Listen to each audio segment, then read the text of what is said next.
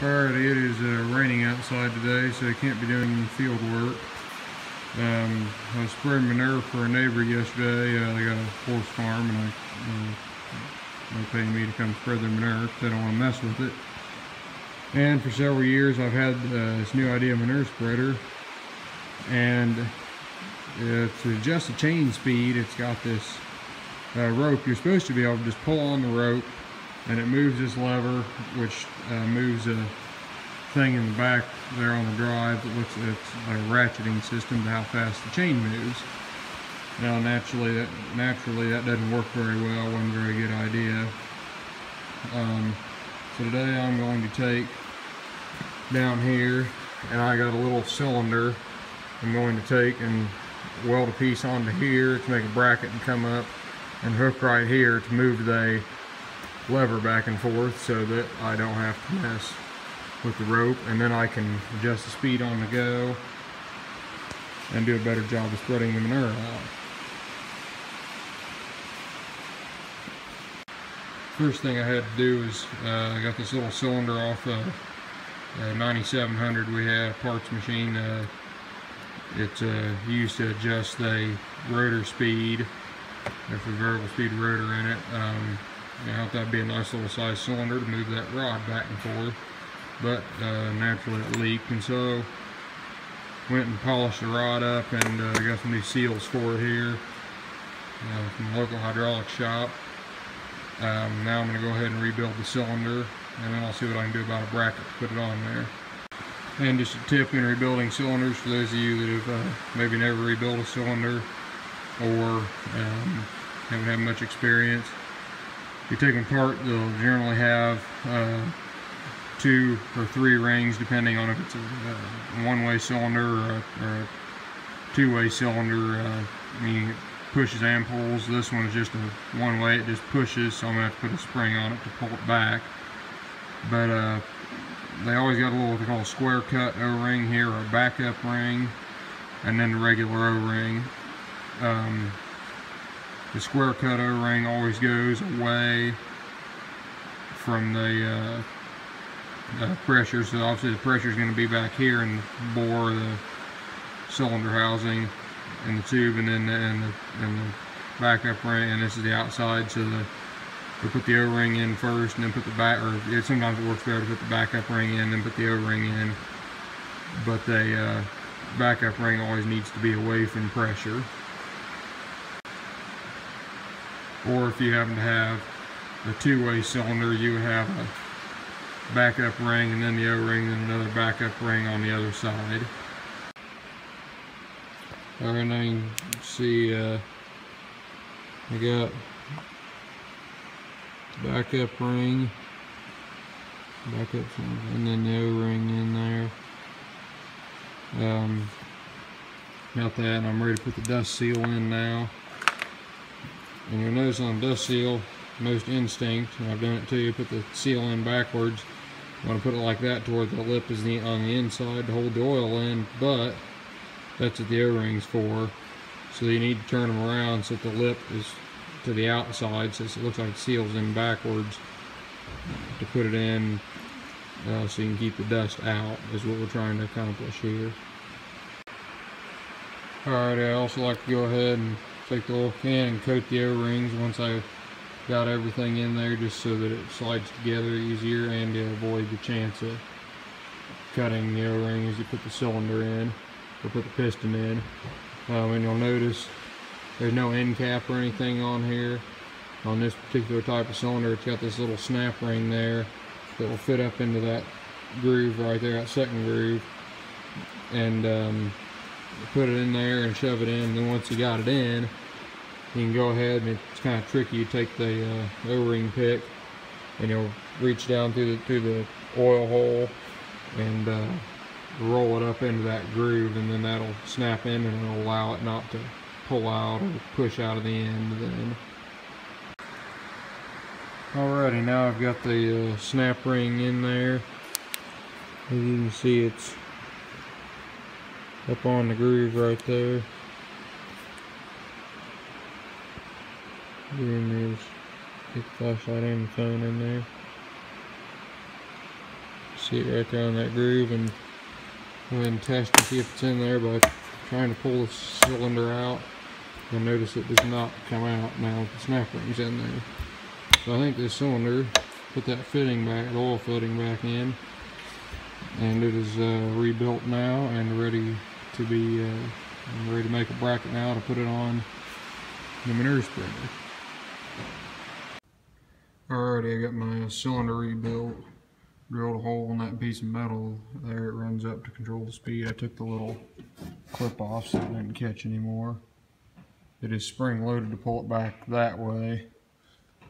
Now I got the cylinder and the all the way pushed in, and this is how I'm going to want it when it stops the chain. You can see I just put a bolt through there, and didn't tighten it up all the way so that it can still pivot, and I put a lock nut on the back side there. I'll go ahead and put this piece on here. I'm not figure out where it goes yet, but then I'll put that on there and bolt that to this, or weld this on here, and then it should be about done. Hook the line up and should be ready to try it. Well, I got the cylinder hooked up and got it going. Hooked in the tractor, works really well like I wanted it to, but I got too much stroke there. And I'll take that lever and shove it clear over into next week, and so that ain't real good. Don't want to break anything. So I'm going to take, and instead of drilling here, I'm going to go ahead and drill a hole up closer to here so that it takes more stroke to move the lever, and hopefully that'll fix it. Alrighty, I got it on here. How I like it. Had to drill that other hole over a little farther to get the stroke so it didn't shove that lever too far. Overall, I'm pretty happy with it. I started up though, because it's such a small area to fill.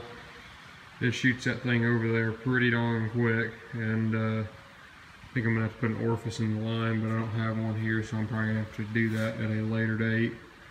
But it works for right now, and I will show you that here in just a second.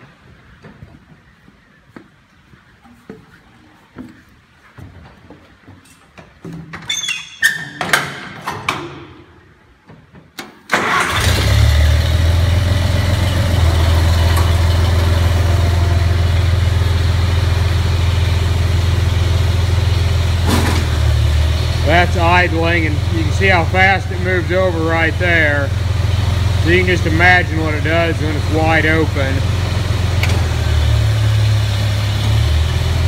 And it has a little bit of a return there, and I don't know if I put an orifice in it that might fix it. That might just be extra oil that's left in the valve. But I'll show you here what it does when it's running.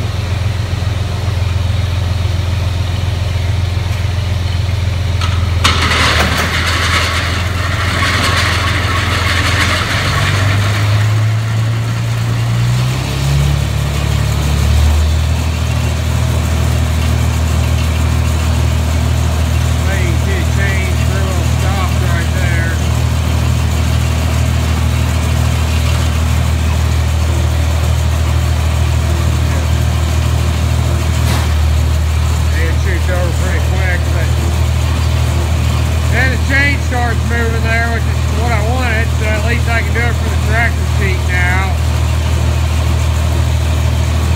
And you kind of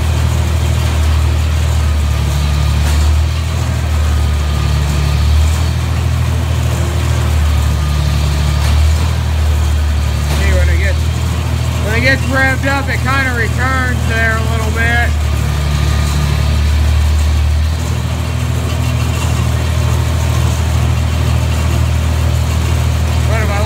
Valve slowly, it'll stay over.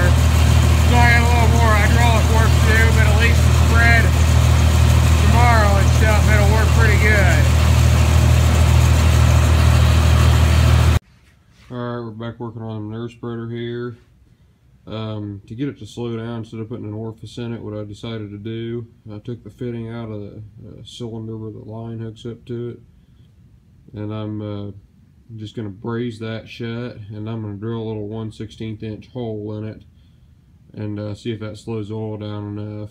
And if it happens to be too much or something, I can always drill it out a little more, but I think that'll do pretty good, and it'll be pretty easy to do. Alrighty, I went ahead and brazed the end shut on it. And go ahead, and I got a 1/16 inch drill bit in the drill. I'm gonna go ahead and drill that out, and hopefully it'll work or get the right oil flow. Alright, I got the new orifice in the cylinder there. It kind of helps it out somewhat. It's a little better than it was, a little easier to feather in. But I think I'm still going to have to go back and see if I can find a smaller than the 1/16 inch drill bit and put a different hole in it. So here's what it does, about 2,000 RPM.